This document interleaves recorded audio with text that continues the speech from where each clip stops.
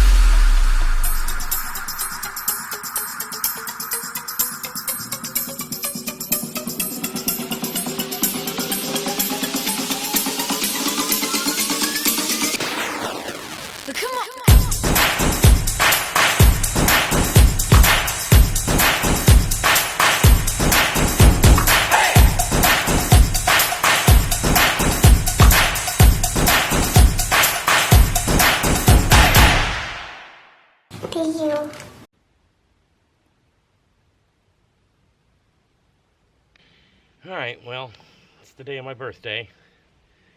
What do you want to know? You want to know all of it, don't you? Yes. Alright, well, we're here.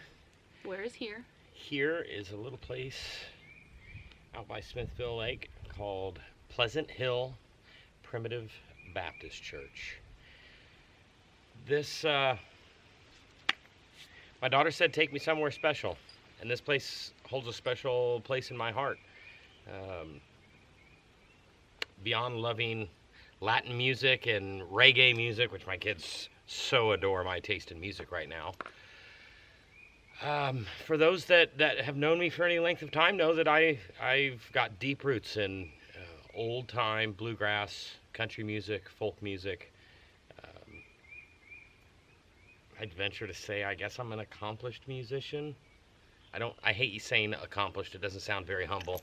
But I am a musician, have grown up most of my life singing, playing in front of churches, medium to large sized crowds. Yeah, it's just something that I've done. So as a child, I used to come out here with my dad. This was a place that he found. We used to sit right here on these very steps, and he'd bring his banjo and I'd bring my guitar. This was his special place when he needed to talk to God, when he just needed to be alone with his thoughts. You could find his little S10 pickup parked right outside here. Bluegrass Rules in the back window. He'd come up here to pray. He'd come up here to read his daily Bible. Lily brought this for me today. I haven't seen this for a number of years. In my dad's passing, this was something that I got that was really important to me. It's a Bible that he read every day of his life, as long as I can remember. It has his notes, his handwriting. Yeah, so she thought it would be special to bring with her today as well, and coincidentally I brought her to the very place that Bible got a lot of use out of. So here we are.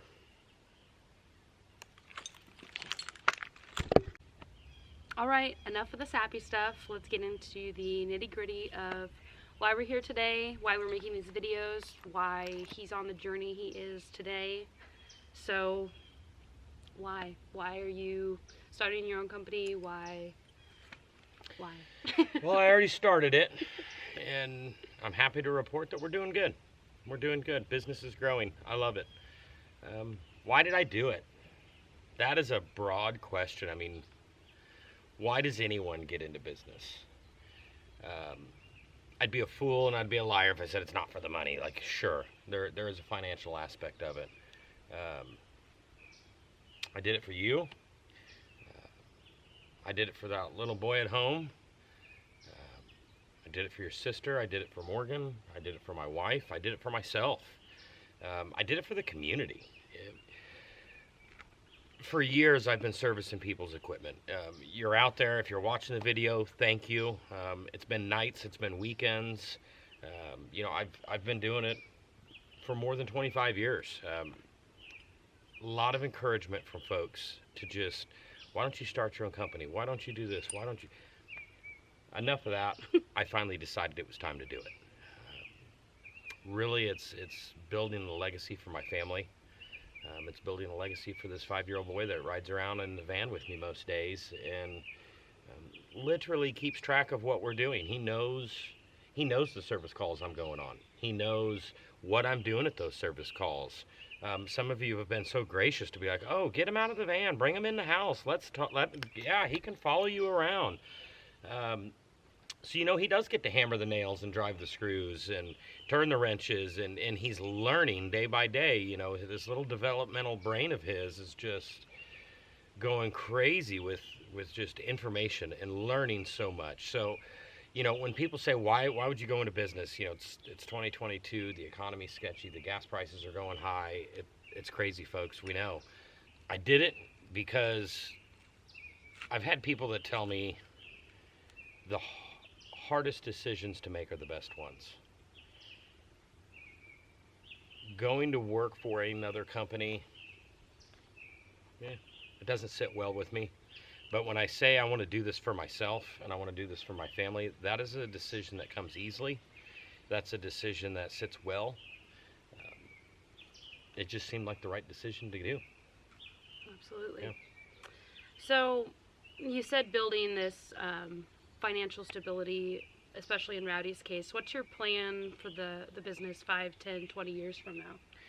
I don't ever have the vision of becoming this large monster that you see on TV with trucks driving around and pictures of myself all over the van waving at people. And not that that's wrong. There's nothing wrong with that. Even some of the larger companies as close as Kearney, wonderful individuals that support our business. I don't even want to be that big. I want a small family knit company where we can really keep those prices affordable and be able to deliver a quality product at an affordable price. And you do that by picking skilled craftsmen, skilled tradesmen. Yeah. Absolutely. So you mentioned these skilled tradesmen, craftsmen, this community you've created for yourself of people that are supporting and surrounding you. Who makes up that community? What are we doing for you? You say a community that I've created for myself, and that sounds so selfish. You'll see on our signs, you'll see on our advertisements, family owned, family operated. What's that mean? I think we all kind of have this glossy view of what a family owned and operated company looks like, and that's the husband going out to work and the wife sitting home making sandwiches and cleaning the house. And that's not at all what we have here. That's not at all what we have here. I'll start with my wife. In the beginning, well, I'll start with myself. In the beginning, I was trying to do everything. I was trying to do the business. I was trying to do the paperwork. I was trying to do the billing. I was trying to do everything. Quickly learned that that's pretty overwhelming. And to stay efficient, you got to have people supporting you. In comes Lily, my oldest daughter. You're definitely the back office manager. When you're my administrative assistant, you're my back office manager. Accounts payable, accounts receivable, billing, tech support. This tech support. You support this tech.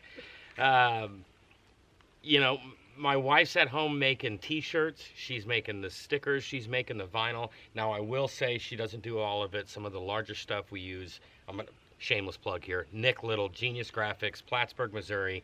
Check him out if you ever have any vinyl needs. That guy the van, right? He did the van, and he's got some exciting new equipment that he's just acquired that, shameless plug, that didn't even need to be here. But Nick Little, he definitely helps. But the wife, she's helping out with swag. We've got koozies. Thank you, Faith. We've got T-shirts. Thank you, Faith. We've got hats, jackets. We've got all that. Mom definitely helps with all that stuff.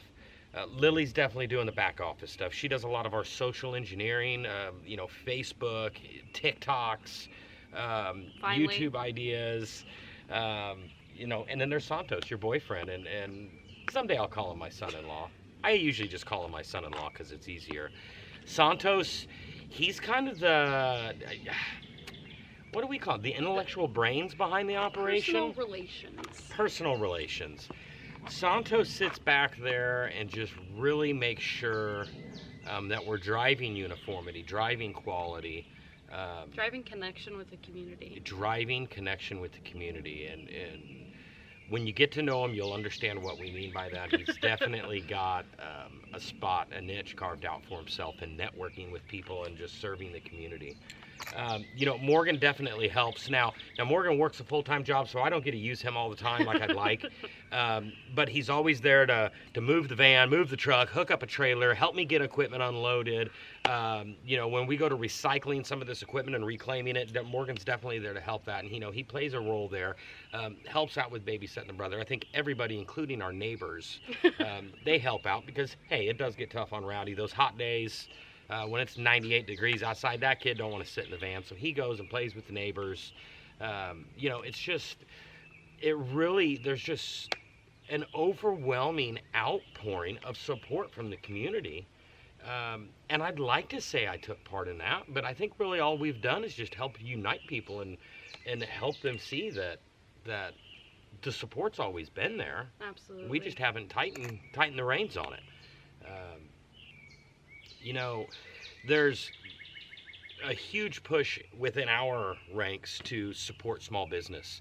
And one of those small businesses that I really try to support is Wind Supply in Kearney, Missouri.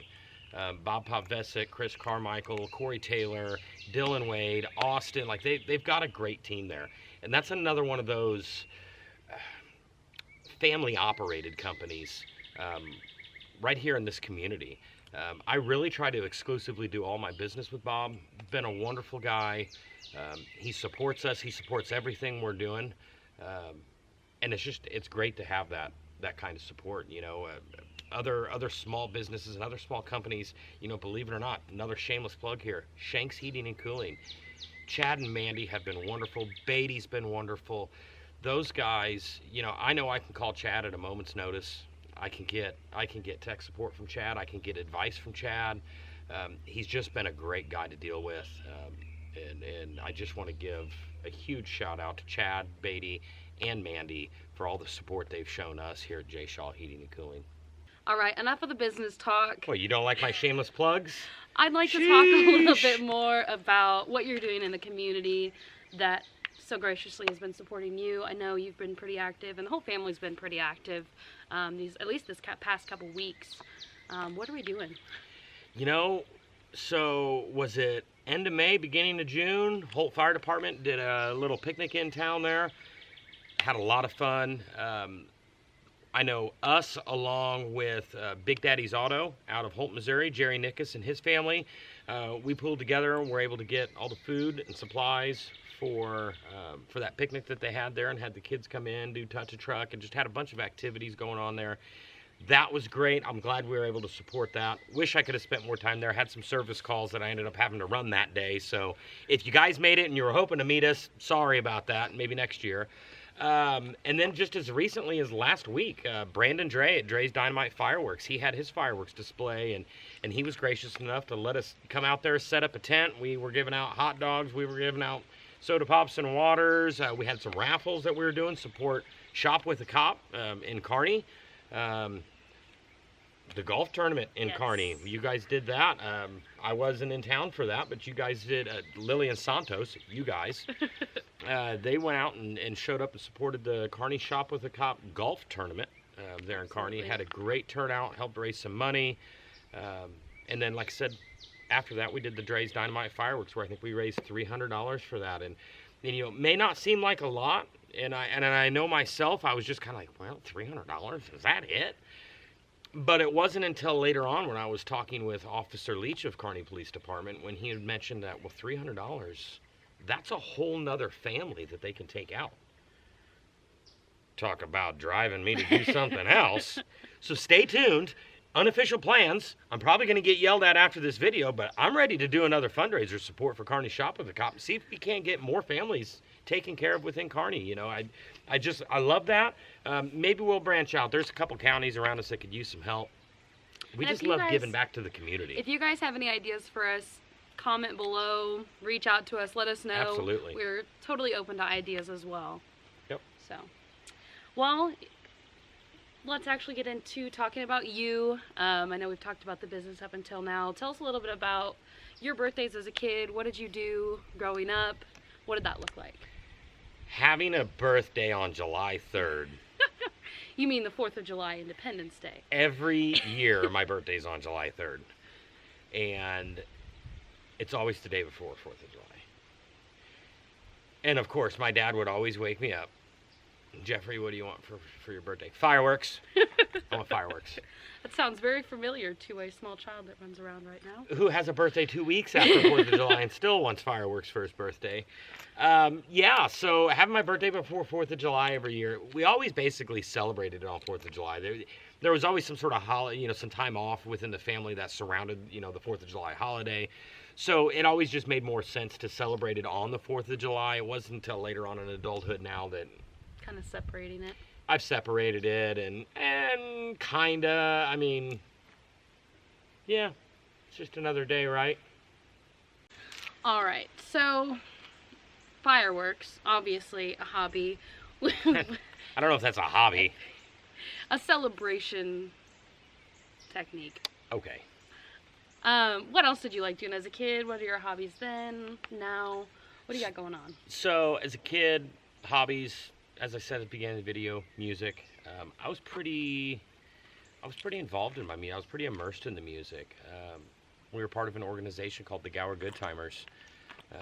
And that, while most kids were out on Friday nights playing video games or hanging out with their friends, I was at an organization up in Gower playing music every Friday night from 7 till 3 o'clock in the morning.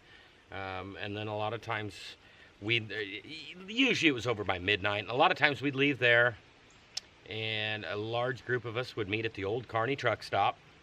I'm sure there's plenty of you that remember that.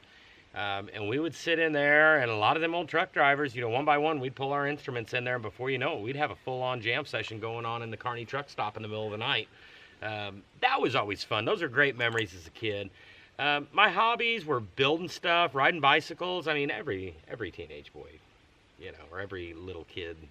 Absolutely. Pretty average, I think. And what do you do besides your service calls nowadays? What are your hobbies now going into adulthood? Sleeping, working, sleeping. No, service calls are not service calls, but my hobbies now, I'm older, so fishing, love fishing. Recently taken up paddleboarding, love that. Always trying to figure out a way to get to a beach near you. Love going to the beach. Love spending my time anywhere tropical. It's just a great way to ground your soul, and just what a better way to end a day than putting your feet in the ocean where life begins and ends right there. I absolutely love that. Spending time around the house, doing house projects. I'm always building something around the house, it seems like. Garden boxes in the springtime. I know there's quite a few people out there that have Jeff's Jiffy boxes. Extraordinaire. It's me, if you didn't know. I'm building the garden boxes. You can hit me up in April for them. I don't start on them till the spring, and I stop doing them by Father's Day. So, absolutely. Just call now. So, you said you're getting older. You're like, what, 50 now? No? Really? Are you too old to be grounded? No, so... I'll be 41 this year. So, looking back, I know you've talked a little bit about your schooling. You went to, was it the Northland Career Center? I did, in Platte City. Absolutely. I know you did the HVAC division there at the time? Going through that schooling, did you see yourself here, starting your own business? So, as a young man, of course, I went into heating and cooling school, tech school, as I call it, and everyone's like, oh, you're always going to need heating and cooling the rest of our lives. Yeah, and so, of course, I joined that. I was like, oh, I'm going to be a millionaire. No. Went into Northland Career Centers, learned the heating and cooling basics, jumped right out of there, and dove headfirst into Pence Heating and Cooling in Smithville, working for Willard Pence at that point in time, Willard and Joanne Pence. At that point in time, WC had not bought the company yet. And then stayed there for quite a while until WC, he was transitioning at that point in time. Learned a whole bunch from WC Pence and a gentleman named Don Ivy. I learned a lifetime of sheet metal from Don Ivy, one of the greatest gentlemen I've probably ever worked for, and I'm proud to say that. I know my brother as well learned a whole lifetime of sheet metal from Don Ivy. Just a great guy. I did that for a little bit, went around to some, I worked for a couple different heating and cooling companies. 25 years is a long time. Worked for some larger corporate companies. Even did a little stint as administration and in the office. Enjoyed it. And that's where you were before you started the company, is that right? Correct. That's correct. And I really did enjoy it. Like, it's one of those things. I love heating and cooling. I truly enjoy it. One of those things you'll never hear me do is complain about what I do. Do I have some jobs that are less favorable than others? Sure. That's every day. That's every day, but you'll never hear me complain about the line of work that I've picked. It's almost not work. Like, I just enjoy what I do. It's exciting to me. I love helping people out in their time of need, especially. That's where I really like service calls and getting to visit with all these new people on a daily basis and new faces. It's just exciting, and I've loved what I'm doing. Absolutely. So, 6 months ago, when you were starting this business, is this where you saw it heading? What was kind of your outlook then, and how does it compare to where we are now? I'd have to say we're on track. I really did. 6 months ago, I wasn't sure if I was making the right decision or not. What helped you make that decision?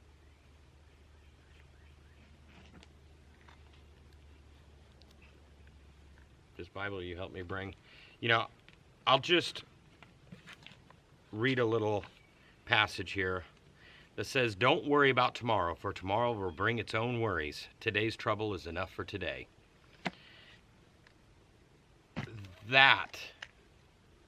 It's fundamentals like that drove me to do what I'm doing today. I'm not worried about tomorrow's problems or next year's problems. I'm worried about today's problems, and that's what really drove me to do it. So, keeping with that verse and the worrying about today and not worrying about what the future holds, do you have any advice for people that are in your shoes, small businesses that are starting out, have already started out and are struggling? Yeah, 4 things. 4 things that we keep at the front of everything we do, every day, every decision I make. One of those,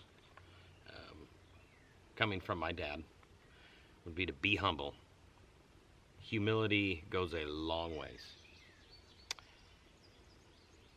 Get over it.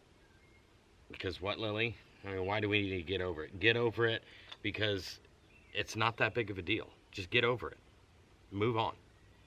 Consistency, consistency, consistency. No, it doesn't count as 3. It's one word. But the biggest thing is being consistent, transparent. We try to be consistent about everything we do. That's why I don't really charge exorbitant rates for evenings or weekend calls. I've had all the old timers tell me, "Oh, you're doing it wrong. People will take advantage of you." People don't plan emergencies. People don't plan emergencies. Why should you be penalized for it? And that last thing, got it from a really wise guy. His name's Santos. Don't fuel his ego. But that is, facts don't care about feelings. And at the end of the day, I think that proves insurmountable. It's unmeasurable when it comes to business, that facts don't care about feelings. Just let that sink in. It's some great words from a young man.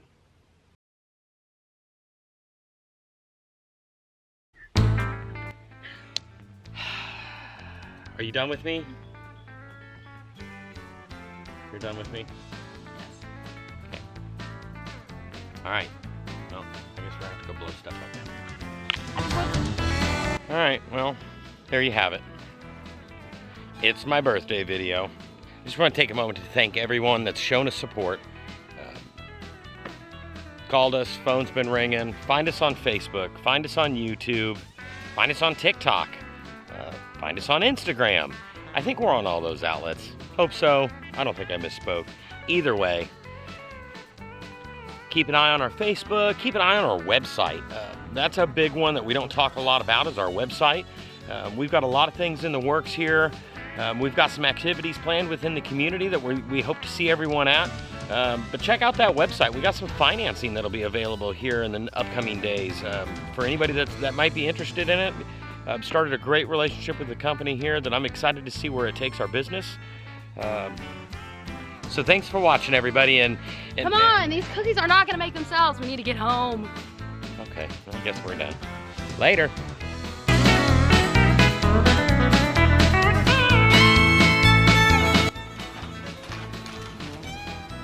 Gotta call J.Shaw.